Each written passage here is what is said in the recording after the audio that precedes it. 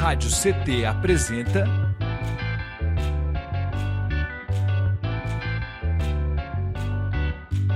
SINDI-CT na Cultura, com Meire de Origem. Um programa do Sindicato Nacional dos Servidores Públicos Federais da área de Ciência e Tecnologia do setor aeroespacial.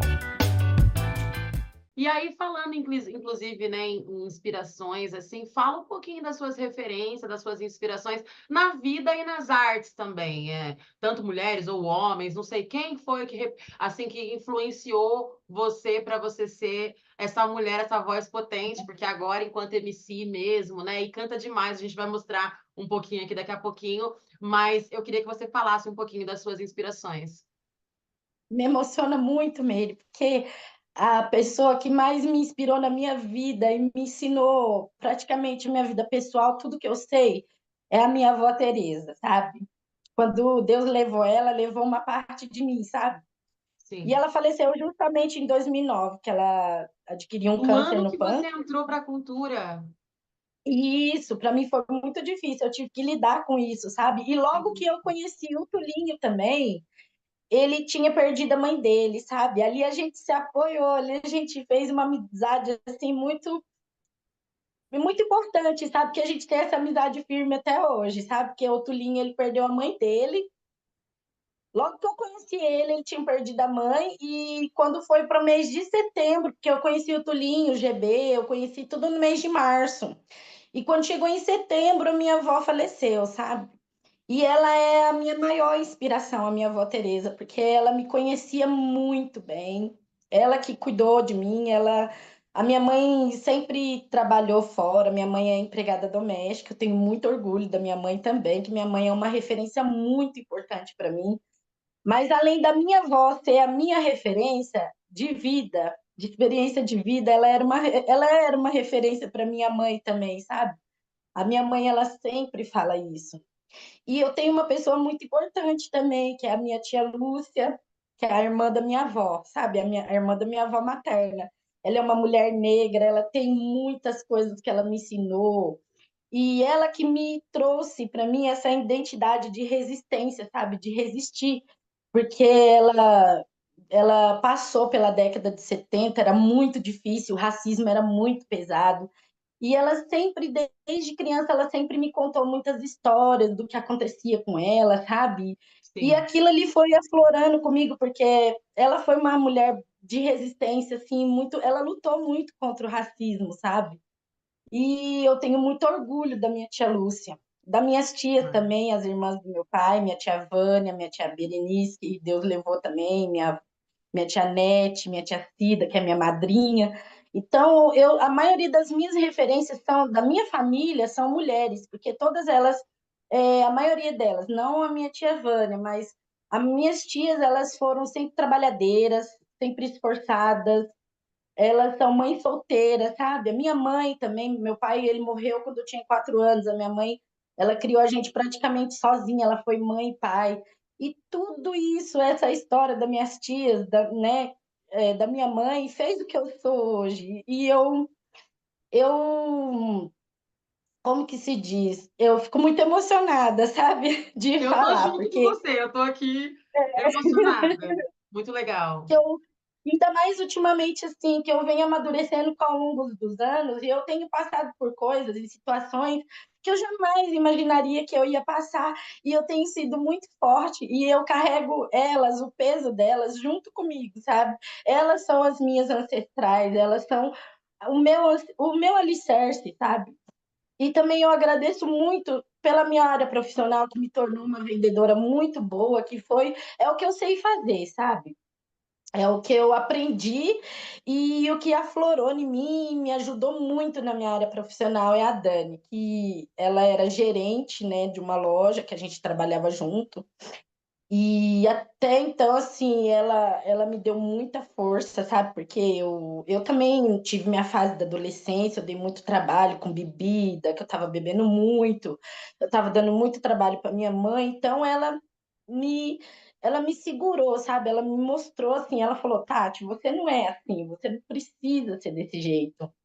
Então ela me botou meus pés no chão e ela é minha amiga até hoje, Que Meire. Ela é tudo. uma pessoa que eu me inspiro muito nela e eu só tenho Que muito a legal. agradecer ela porque ela me ajudou muito profissionalmente e pessoalmente também, sabe? Então, e na música, minhas referências é você, que eu me deu muita alegria, muita força de eu ter te visto pela primeira vez, assim, uma mulher de perto que canta rap, porque até então eu só tinha visto homem que cantava.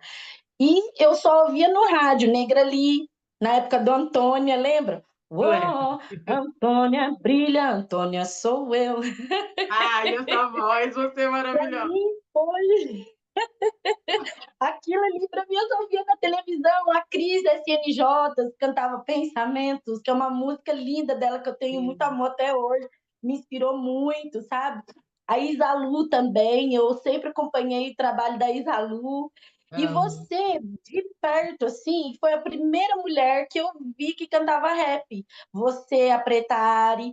E quando eu te conheci, logo passou um tempo, eu fui morar em Aparecida. Então eu conheci a Nina Reis.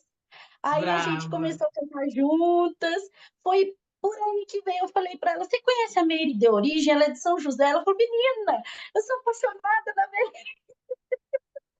Então ela Amo, já te Nina. conhecia. Ela conhecia muito mais coisa de rap, sabe? Do que eu. Sim, sim. A Nina tá, Minha tá uma cota inspiração, muito menina, a minha massa, inspiração é só Tati. mulheres.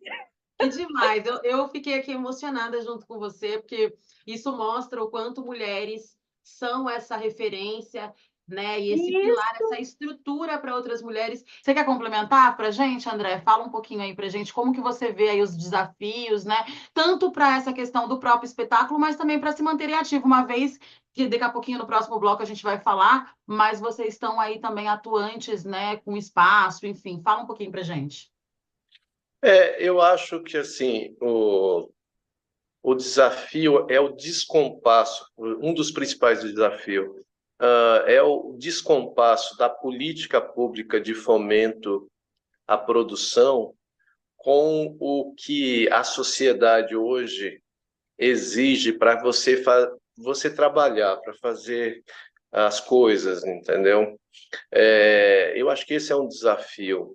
Por exemplo, quando eu fico pensando, você nos perguntou anteriormente qual a importância desse prêmio. Esse prêmio, na verdade, é fruto de muita dedicação e trabalho contínuo, que isso passa, inclusive, por uma dedicação exclusiva que não nos permite, por exemplo, ter outros trabalhos, sabe? O que significa, mas nós temos, por exemplo, a conta do supermercado, a conta de luz, da internet, o aluguel, sabe, o transporte, sabe? E, claro, a gente faz muitas outras coisas além de atuar, mas tudo dentro do teatro, né? Poderia ser mais fácil se nós de fato tivéssemos uma política de fomento à cultura e à arte que oferecesse as condições necessárias para os grupos, os artistas desenvolverem seus trabalhos. E ao falar isso, eu estou falando assim, refletindo no nosso próprio município. Eu me lembro que eles lançaram há pouco tempo atrás um edital com 17 mil reais para a montagem de um espetáculo, onde requer que você trabalhe, esse trabalho durou 9 meses com a equipe uma equipe direta de 10 pessoas, sabe? Fora os outros profissionais envolvidos. Se você pegar 17 mil e dividir por isso, cada um vai ganhar R$ 100 por mês. Então, eu estou fazendo uma conta simples para a gente compreender. E ao dizer isso, se você pegar todas as matérias que saíram, né, nossa, falando da indicação, a primeira coisa que aparece é assim, Grupo de São José dos Campos é indicado ao Prêmio Shell. Não aparece nem o nome do nosso grupo, entendeu? Então, assim, ou seja, essa indicação coloca a cidade de São José, joga uma luz para a cidade de São José dos Campos, que eu acho que nós precisamos, o poder público tem que começar a olhar para isso e falar assim, vamos pensar de fato uma política pública que possibilite que outras indicações e, quem sabe, outros prêmios venham para a cidade, entendeu? Agora, para isso, nós vamos ter que refletir que política pública é essa, que condições são essas, porque isso é de uma importância absurda para a cidade, sabe? Eu complementaria um pouco nisso. Claro que só esse ponto a gente teria que fazer um programa inteiro para falar sobre isso, mas eu acho que é bom pincelar, né? Não, total, total, assim, faço coro, como eu falei com vocês, assim, acho que é isso, e coloca quem está do outro lado da telinha aí também para refletir conosco, inclusive, gente, vocês que estão aí do outro lado da telinha, eu queria que vocês, né, interagissem com a gente aqui via chat, que está rolando aqui embaixo, e falassem pra gente, né, vocês já conhecem, né, já conhecem o espetáculo, já conhecem o grupo, conheceram o Teatro Marcelo Dene, agora o Teatro da Rorlise, né, aliás, ao contrário, e eu queria que vocês comentassem com a gente e eu vou descer aí para conversar com vocês. Ó, a produção está colocando aqui no rodapé as redes sociais do teatro, também da Karen, também do André, tá? E tá deixando o link na descrição. Então, acabando aqui, se não conseguir tomar nota, é só lá clicar, vocês vão migrar e vão poder também fazer esse fortalecimento, que eu acho que hoje em dia a gente tem isso, né? A internet nos possibilita estar mais próximo, né? E é de grande ajuda também. E até para vocês ficarem sabendo quando vai rolar espetáculo, o que está acontecendo, né? Enfim, o que eles estão tramando. É isso, né? E aí, gente, eu queria pedir para a produção rolar um pedacinho aqui para gente do teaser, né? Para a galera que está em casa sentir um pouquinho aí também. E a gente volta para bater mais papo. Pode rodar para gente, produção. Já é hora de dormir, não espere mamãe mandar um bom sono pra você e um alegre despertar.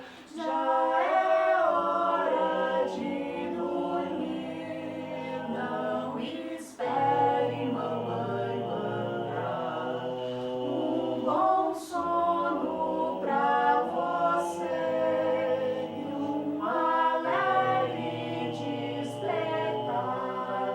Já é hora de dormir, não espere. E eu queria que você falasse quando tudo começou, quando que deu o comichãozinho aí que você falou, não, eu sou um corpo político e preciso atuar nesse lugar aqui que eu me vejo atuando. Quando que aconteceu? Eu vim de uma família periférica, né? Sou filha de mãe solo. A minha mãe é uma retirante nordestina, então ela veio para Jacareí e ela não tinha uma rede de apoio. E eu cresci em uma família que meu padrasto ele era alcoólatra.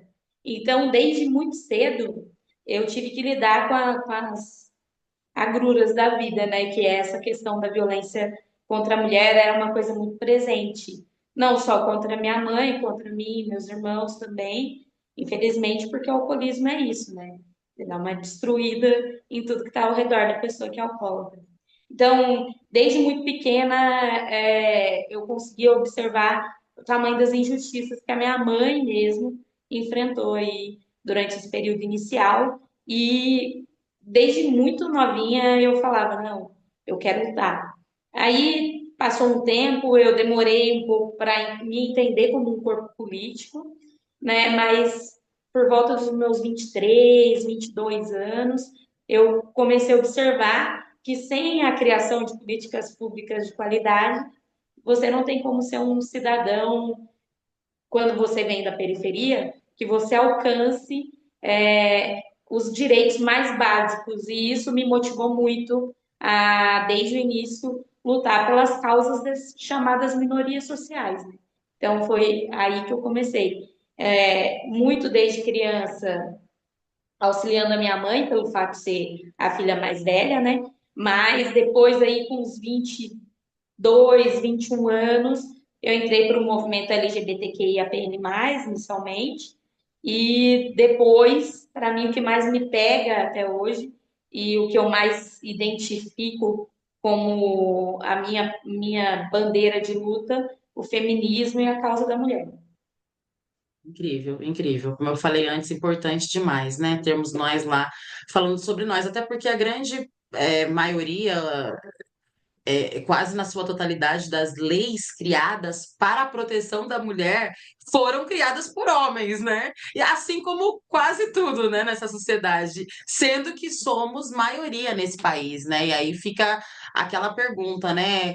Quem tem autonomia para falar de nós, senão nós mesmas, né? Que sabemos das nossas dores, né? Sabemos, né, aonde o nosso calo aperta de fato. Então, assim, a gente precisa mudar isso é, drasticamente para a gente ocupar esses espaços de poder e estar aí também nessas tomadas de decisão, e também lutando pelo direito das nossas, né? E é incrível que você percorre também essa coisa do jurídico, mas também as artes, né? O movimento LGBTQIAPN+, como você mesmo falou, né? E acaba sendo parte de um todo. A arte, a cultura esteve presente também nessa sua descoberta enquanto ser mulher? Sim, um dos lugares onde eu trabalhei foi a Fundação Cultural aqui de Jacareí. Então, aí eu tive uma aproximação maior, né, do pessoal da cultura em si, e tudo que é envolvido à cultura. Nisso, eu me aproximei da Dani Crioula, que é minha comadre hoje em dia, uma das minhas melhores amigas. E a gente começou a lutar juntas, né? E foi onde nasceu o Coletivo Landi, o acompanhamento aí da Batalha dos Trilhos, junto com o Coletivo Landi, junto com o Betinho Zulu. Então, sempre tive bem próxima, apesar de não fazer arte propriamente dita, no meu trabalho, mas assim, sempre próxima das pessoas da arte, da cultura, e que sempre me acolheram muito bem e sempre me levaram para a luta e acolheram e falaram: não, vamos lutar, mano, vamos e só vamos. Então é isso. A cultura sempre foi uma das minhas redes de apoio.